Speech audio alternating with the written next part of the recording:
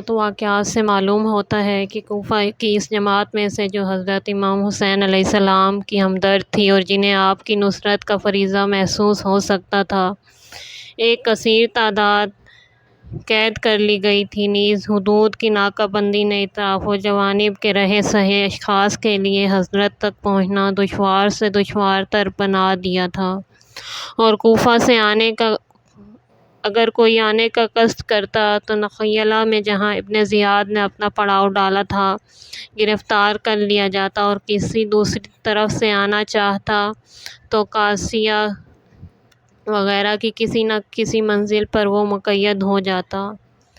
اس کے علاوہ کربلا میں آپ کا ورود اچانک طور پر تھا، اس لیے اطراف و جوانب میں اس کی اطلاع تک ممکن نہ تھی، جبکہ بعد کے واقعات بتاتے ہیں کہ اس وقت تک بھی جب امام حسین علیہ السلام شہید ہو چکے ہیں اور اسیروں کو کوفہ لے جایا گیا ہے، بہت سے اشخاص ان واقعات سے بے خبر تھے۔ ایسی صورت میں یہ ممکن ہی نہ تھا کہ آپ کے پاس کوئی بڑی جمعیت نصرت کے لیے پہنچ جاتی، خصوصاً جب کہ آپ نے پہلے ہی سے اپنے ساتھ تعداد کے بڑھانے کی کوئی کوشش بھی نہ فرمائی تھی۔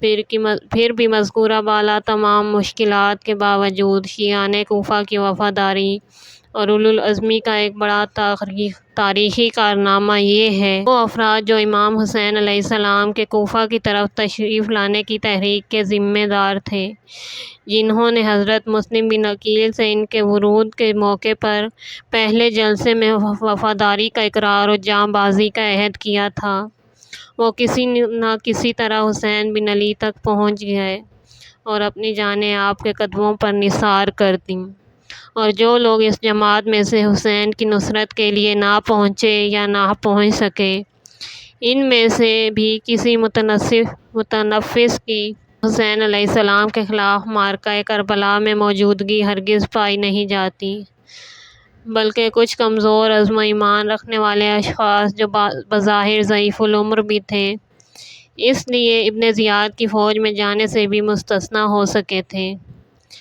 اس وقت جب کربلا میں جہاد ہو رہا تھا، بیرون کوفہ ٹیلے پر کھڑے آنسو بہا رہے تھے اور دعائیں مانگ رہے تھے کہ خداوندہ اپنی نصرت نازل فرما اہل بیت رسول اور ان کے اصحاب پر۔ انہیں اس طرح دیکھ کر راوی کو غصہ آیا اور کہا، اے کم بختو، تمہارے جذبات یہ ہیں تو آخر خود جا کر نصرت کیوں نہیں کرتے؟ اور یہ توقع ہر شخص سے کرنا کہ وہ عزم و ہمت میں مسلم بن اوسجہ اور حبیب ابن مظاہر ہی ثابت ہو، پرہیزگار بات ہے۔ بہرحال ان کمزور نفوس والے افراد کے مقابل ان پرجگر اور باوفا افراد کی تعداد، جنہوں نے امام حسین علیہ السلام کا اس نازک موقف میں ساتھ دیا اور وہ کوفہ ہی کے باشندے تھے، بجائے خود قلیل ہونے کے باوجود تاریخ عالم کے تجربات کو سامنے رکھتے ہوئے ہرگز کم نہیں۔ وہ پہلو ہے جسے اہل کوفہ کی حمایت میں پیش کیا گیا۔ اس وقت جب ابو العباس صفا کے سامنے ابو بکر حضلی بصری اور ابن عیاش میں بصرہ اور کوفہ کی باہمی فضیلت کے بارے میں مناظرہ ہوا، عیاش نے شجاعت کے تذکرے میں کچھ شہسواران کوفہ کے نام لیے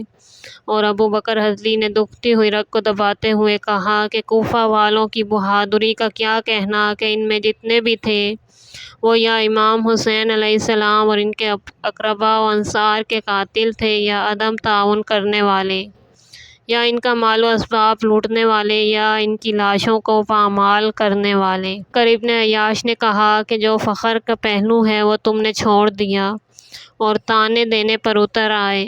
تم نے امام حسین علیہ السلام کے والد بزرگوار حضرت علی ابن ابی طالب کو قتل کیا۔ ابن ملجم بصرہ کا رہنے والا تھا۔ رہ گئے اہل کوفہ، ان میں سے حضرت امام حسین علیہ السلام کے ساتھ روز شہادت 40 آدمی تھے، جبکہ آپ کے سپاہیوں کی مجموعی تعداد تقریباً 70 تھی، اور کوفہ کے یہ جتنے آدمی تھے ان میں سے کوئی ایک بھی زندہ واپس نہیں گیا، بلکہ سب نے امام پر اپنی جان نثار کی اور ہر ایک نے قتل ہونے سے پہلے کچھ نہ کچھ اپنے دشمنوں کو قتل بھی کیا۔ حقیقت یہ ہے کہ فوج عمر سعد میں کوفہ کے عوام تھے اور اطراف و جوانب کے قبائل۔ مسلک صرف اطاعت شیوخ تھا اور کچھ نہیں۔ ان میں سے اکثر کا نصب العین قتل امام حسین علیہ السلام میں صرف حکم حاکم کی تعمیل اور اپنی فوجی ذمہ داری کا پورا کرنا اور جائز و انعام کی ہوس تھی، اور کچھ ایسے بھی تھے جو حضرت امام حسین علیہ السلام سے جنگ کرنے پر خوشی سے رضامند نہ تھے، مگر ان میں اتنی قوت ارادی نہ تھی کہ وہ حکومت کے خلاف اپنے اختیار سے کام لیں۔ نیز یہ بھی ممکن ہے ان میں سے بہت سے ایسے جوان اور نوعمر بھی ہوں جو حسین علیہ السلام کی شخصیت سے آگاہ ہی نہ ہوں، اور وہ صرف سمجھتے ہوں کہ ہمیں حاکم کی طرف سے ایک باغی سے مقابلے کرنے کے لیے روانہ کیا گیا۔ اس کے برخلاف حضرت امام حسین علیہ السلام کے ساتھ کوفہ کے جتنے آدمی تھے وہ وہاں کی خلقت کے دل و دماغ تھے۔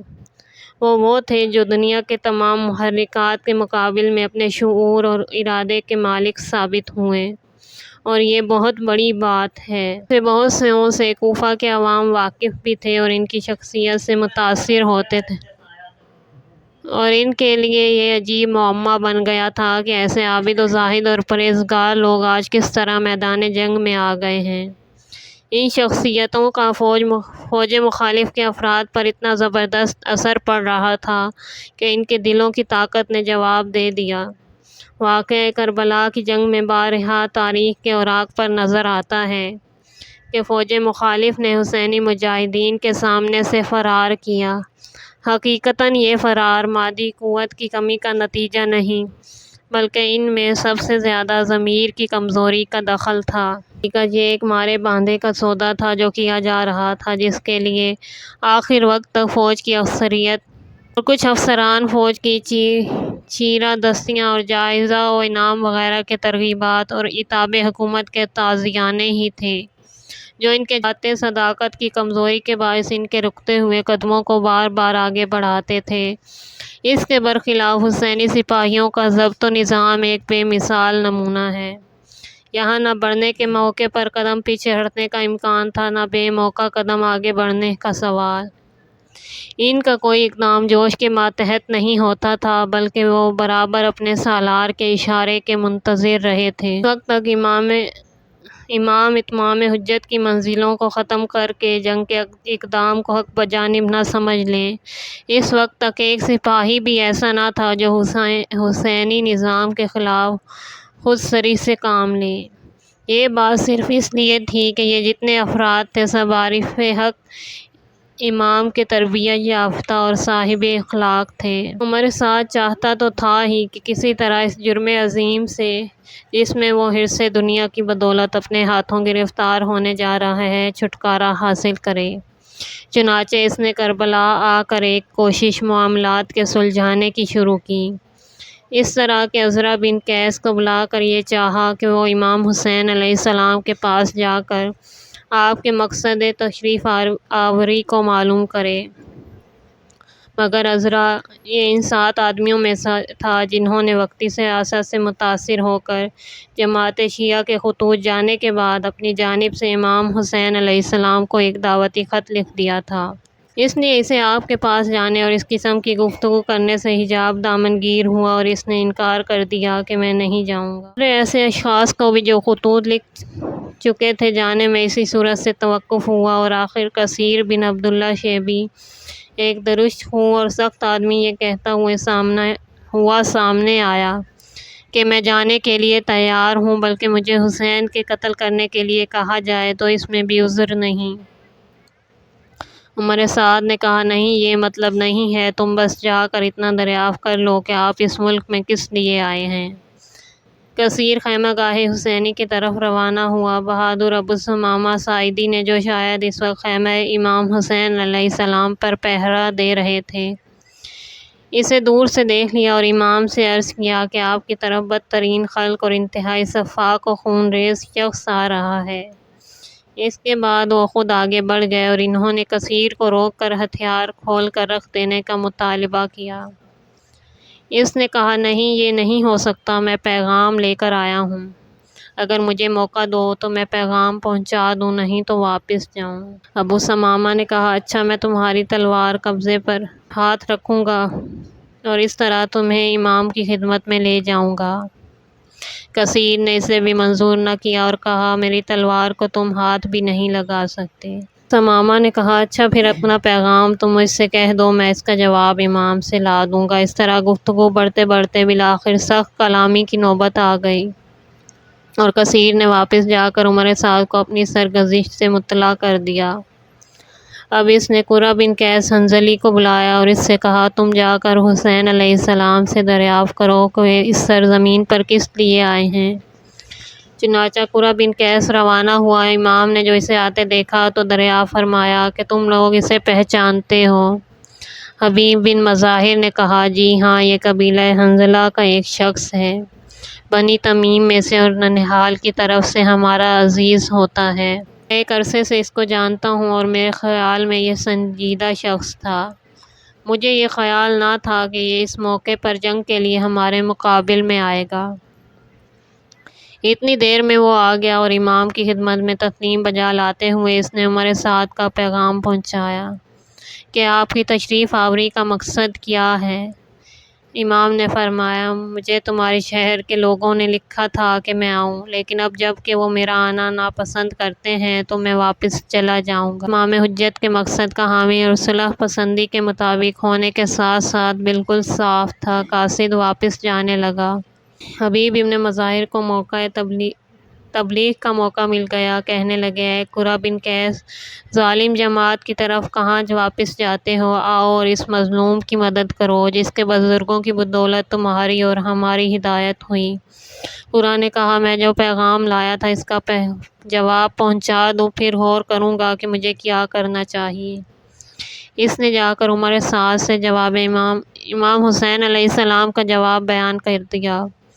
اس جواب سے اسے توقع پیدا ہوئی کہ اب صلح ہو جائے گی، لہٰذا اس نے عبید اللہ ابن زیاد کے نام خط لکھا کہ میں نے یہاں پہنچ کر حسین کے پاس اپنا نمائندہ بھیجا اور اس کے ذریعے سے دریافت کیا کہ وہ ادھر کیوں آئے ہیں، کیا چاہتے ہیں اور کیا مطالبہ رکھتے ہیں۔ انہوں نے کہا کہ اس ملک کے لوگوں نے مجھے لکھا تھا اور میرے پاس ان کے قاصد گئے تھے اور مجھے آنے کی دعوت دی تھی، لیکن اب جب کہ وہ میرا آنا ناپسند کرتے ہیں اور ان کے خیالات میں تبدیلی ہو گئی ہے تو میں جہاں سے آیا ہوں ادھر ہی واپس چلا جاؤں گا۔ زیاد نے پڑھا اور غرور و تکبر، فرعونیت اور ظلم و سفاکی کے جذبے کے ماتحت اس نے یہ شعر پڑھ کر اپنی تاریک ذہنیت کا ثبوت دیا، یعنی اب جب کہ ہمارے چنگل ان تک پہنچ گئے ہیں تو وہ نجات کے طالب ہیں، ہرگز نہیں، اب وہ ہم سے بچ کر کہاں جائیں گے۔ اس نے عمر سعد کو خط لکھا، خط پہنچا اور حال معلوم ہوا۔ تم حسین کے سامنے یہ سوال پیش کرو کہ وہ اور ان کے تمام اصحاب یزید کی بیعت کر لیں، اور جب وہ ایسا کر چکیں گے تو پھر ہم رائے قائم کریں گے۔ عمر سعد کی امیدوں کی دنیا میں ایک دفعہ پھر تاریکی چھا گئی۔ اس خط کے عنوان میں ابن زیاد کی مفسد اور فتنہ پسند ذہنیت کا پورا ثبوت موجود تھا۔ اول، بیعت یزید کا امام حسین علیہ السلام سے مطالبہ ایسا ہی تھا جس کا اثر قبول کرنا آپ کے لیے ناممکن تھا، اور پھر اس پر ترا یہ کہ بفرض محال بیعت کر لینے کی صورت میں بھی حکومت کی طرف سے کسی خوشگوار نتیجے کا وعدہ نہ تھا، بلکہ کہا جا رہا تھا ہم پھر رائے قائم کریں گے۔ اس کے یہی معنی ہو سکتے تھے۔ اس کے بعد بھی حکومت امام حسین علیہ السلام کے گزشتہ انکار بیعت کی بنا پر آپ کے لیے کچھ سزا تجویز کرنے کا حق رکھے گی۔ خط کا انداز بتاتا ہے کہ ابن زیاد امام حسین علیہ السلام کے اتمام حجت پر مبنی جواب کی صحیح نوعیت کو نہیں سمجھا، اور اس نے خیال کیا کہ فوج کی کثرت کو دیکھ کر آپ ڈر گئے اور اس لیے کہ میں جہاں سے آیا ہوں وہیں واپس چلا جاؤں گا۔ مگر عمر سعد حسین اور ان کے اصحاب کے تیوروں کے قریب سے دیکھ رہا تھا اور سمجھتا تھا کہ آپ کا جواب صرف امن پسندی اور سلامت روی کا نتیجہ ہے، کسی ہیبت اور خوف پر مبنی نہیں ہے۔ اس لیے اس نے ابن زیاد کے اس خط کو بالکل نامعقول سمجھتے ہوئے کہا، مجھے پہلے ہی اندیشہ تھا کہ امیر ابن زیاد امن و سکون کے خواہاں نہیں، پھر بھی اس نے یہ کیا کہ ابن زیاد کا خط امام حسین علیہ السلام کے پاس بھیج دیا۔